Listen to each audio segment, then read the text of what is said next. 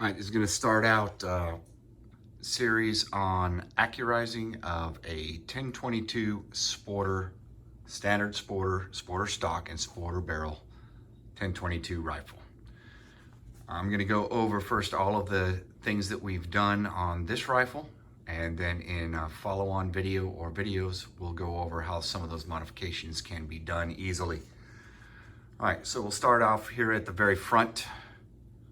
We got a muzzle brake, right? The muzzle brake by itself isn't necessarily going to improve accuracy. However, it will help you when you're shooting from a supported position in maintaining your reticle in a stable position so that you can spot your own shots.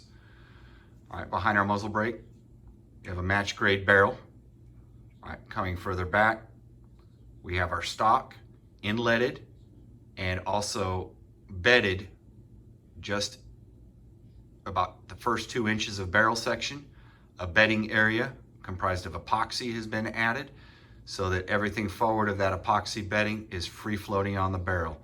You need to do the epoxy bedding because when you install your action screw, that'll provide a pivot point like a seesaw or teeter-totter to provide a pressure point just forward of that action screw. We also we'll want to have a bipod. Right? This is going to be helpful, of course, for stable shooting position. It's also going to assist us later when we have to mount our scope rings to our mount. Now, we want to have a high quality scope, right? This is a Vortex 6-18 variable power with a front focal adjustment for parallax. This will adjust from between 10 yards to 200 yards out to infinity to correct for parallax. You want to have some good quality steel rings, right? These are Weaver trophy rings for a 1-inch scope tube. You'll want to have a good quality Weaver or Picatinny scope base. This is an Evolution Gunworks scope base. You'll want to have that scope base either epoxy bedded to the top of your receiver, or in this case, what I've done is a permanent epoxy bedding where the epoxy not only fills in the gaps to properly bed the base to the receiver, but it also creates a permanent bond. I did it that way because I knew I would not be changing out that scope base. And if you do make a permanent bond, you're going to need to use a torch in order to soften up that epoxy at a later time. All right, trigger. I first did a standard trigger job with the stock parts. That brought me down to about a 3-pound trigger pull. However, it had a little bit more creep to it than I would like. So I went ahead and added a Ruger BX trigger, right? Not the greatest trigger that you can get. You can get a Volquartsen or something else, but for substantially more money. I think the BX trigger costs around $90.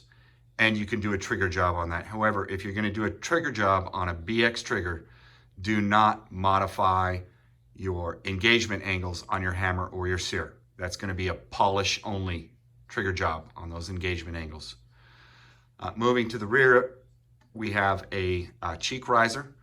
This is going to be very helpful with the Sporter stock that we have here because of the slant down of your Sporter stock. It's going to make getting a proper eye position to your scope very difficult with a standard Ruger stock. Some sort of cheek riser is almost going to be mandatory if you plan to mount a scope. And then lastly, just a simple sand sock. This is constructed of an army green sock folded in and outside of itself. It's filled with rice. Right, and there's plenty of tutorials you can find online on how to make those. Now this sand sock and the bipod are of course going to make a stable shooting platform very easy to achieve for accurate shooting. It's also going to help the sand sock and your bipod together with making sure that you have your scope properly leveled when you mount your scope. And it's also going to make bore sighting of the rifle much easier. Now, in later videos, we'll go over these modifications and how they can be done easily. First is going to be in how we bed and free float our stock to barrel. Right, that free floating is probably the biggest accuracy improvement that you're going to get. Typically, they'll say you want a dollar bill to be able to slip in between your stock and your barrel. And with this type of free float that I've done, it's going to easily slide all the way back until it reaches this point where our bedding area begins of the epoxy, where that dollar bill is going to stop. Now, I like to use an index card or a business card and make sure that that will freely slide from the front of the stock all the way back to the bedding area, just to make sure that there are absolutely no contact points between the barrel and the stock, and that there's no chance that during firing, the harmonics and vibration of the barrel can cause it to contact any portion of the stock forward of the bedding area. Now, that bedding area is going to be absolutely necessary, again, to provide that leverage. When you tighten your action screw, it's going to pull down in this section of the receiver, and the barrel right here will come down against your bedding area and actually lift your barrel up. Once that epoxy bedding area is completely set up, it'll actually give you a little bit more space in your free float.